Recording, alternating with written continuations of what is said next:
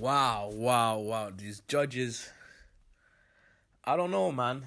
This fight, I feel bad for Kid Galahad after I watched this fight. Now, I'm looking at it and I had Kid Galahad up 7 rounds, easy, maybe 8. I felt like he was controlling the pace of the fight, especially when he was in southpaw. Warrington had no answer for him. Warrington would try to jump and hit him with a flurry, and I don't know, maybe the judges can't see as good as you can see when you're watching on TV, but it looked like, say he'll throw a 4-punch combination. Out of the 4 punches, maybe 5 or 6, let's say he throw a 6 or 4-punch combination. Out of the punch combinations, 1 would land, and it will land. And he will throw these combinations probably twice around. So twice, maybe 3 times around. So he's throwing 12 punches and landing 3. Now, Galahad was not fighting at a high work rate, because if I told like Galahad slows the fight down, he takes the center of the ring, he got that front forward pressure on that front foot, and he just picks his shots, and that's what he was doing. He was picking shots to the jab, he was picking shots to the body, he was jabbing comfortably, like multiple jabs. You'll see him one jab, another one. Warrington don't know what to do, don't know how to get on the inside. Warrington would leap in at times, throw a flurry. Galahad would hit, hold. The only time I mostly saw Warrington hitting was when they were holding. And I don't count that. Like, if you're both holding each other and you're hitting, you're tipping him to the side of his chest, you're tapping him and I don't, like, that ref was biased as fuck. Like, I knew going into this fight, Galahad was against all the odds. It was on a different fight platform. BT instead of Sky, different promoter. Frank Warren instead of Eddie Hearn, who is Galahad's promoter. And it was in Leeds. That's Warrington's hometown. Leeds, like, it's just everything against Galahad's favour. And for him to get that close cards shows you what it is. At the end of the day, he was the better fighter in there, the cleaner fighter. And if no hugging was allowed, if the ref actually did his job, who do you think would have won the fight? Who do you think the hugging benefited? Galahad would hit, then hug to initiate the break. Warrington will hug and push so he can get Galahad, get to him. So I feel like this was the worst decision for Galahad, because no one's gonna want to fight him after this. After seeing that performance, ain't no contender want to fight him. Ain't no, like, Eddie Hearn's gonna have to pay the right money to get this guy another mandatory shot. The only person that I see fighting him is someone who clearly thinks they're better than him. People like Gary Russell, these guys, and maybe Eddie can entertain Gary Russell, because I'm hearing rumors are that Eddie Hearn might sign Gary Russell. We'll see. I don't know if that's true. However, until then, I don't know. The path for Kid Galahad is going to be a long path. He's got to start just smashing out fights and climbing up those rankings, because he said it in the post-fight conference, and Warrington going to give me a rematch, and Warrington basically confirmed this, and yeah. And Galahad said he's going to move on to bigger and better things. And Galahad took it like a champion, man. He didn't complain. He didn't say nothing. He just like, all right, here's what it is. They gave it to him. And I respect that a lot. I think he won a lot of fight fans this weekend. If you go to every boxing channel, forum, everywhere, it's unanimous. Everyone's saying he won.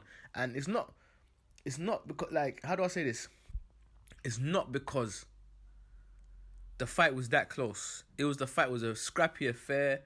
So it does make it hard to judge. However, if you know what you're watching, like, if you like, I've been watching box a long time. If you know what you're watching, defense. Defense is a criteria to judge a fight. Ring generalship is another criteria. Offense is a criteria. And aggression is a criteria. Now, if someone is beating you 3 out of that 4 criteria, what does that mean? Because let's be real. Defense goes to Galahad. Galahad, when you punch stats, miss to land ratio, who do you think missed more? Clearly Warrington.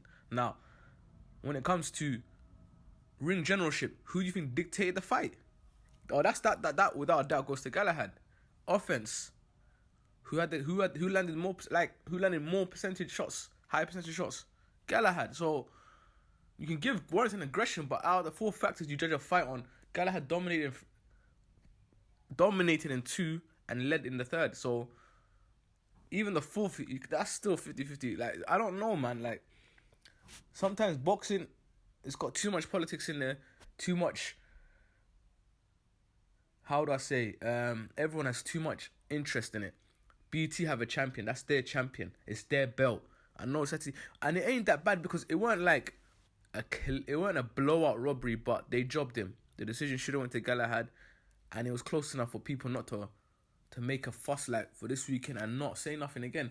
People might continue bring up for Warrington because this is a black stain on his career, on his victory. He was looking like the guy, the king of the division, probably the next Ring Magazine champion at 126, but not anymore. People don't look at him like, yeah, I could beat this guy. I'm not talking about the champions because when it comes to the other champions, we have people like Oscar Valdez, who is food. I think Oscar Valdez is food. I think Leo Santa Cruz is food. I think Gary Russell and Warrington can beat both of them. I think Shakur Stevenson can beat Oscar Valdez. And probably beat Frampton. I don't know about the Frampton. Probably beat Frampton as well. I know you guys are like, Frampton's good, but he's past his sell-by date. And he's not living the life anymore. So, I don't know, man. Hopefully, Eddie Hearn can sort some things out for Barry. And I'm trying to think what fights they can make for him at 126. And I don't see a lot of people wanting to get into the ring with him. Especially in the UK. Because above him in the UK, you have Frampton and Warrington. And I don't think Frampton's going to go for that. Warrington's just got out there thinking, thank God I'm not going to do that again. He felt as though he lost. Honestly, you could tell in the post-fight, in his demeanour, in his behaviour.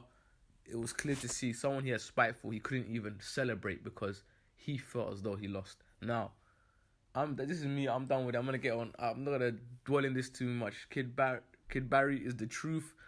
At least all you fight fans out there can recognize how good he is now. Before he was an unknown quantity. Now he showed his levels and how good he is. And maybe we can see him some good fights down the road. Alright, like, subscribe, comment. What do you think about the fight? Join the fight pack and join me for another one.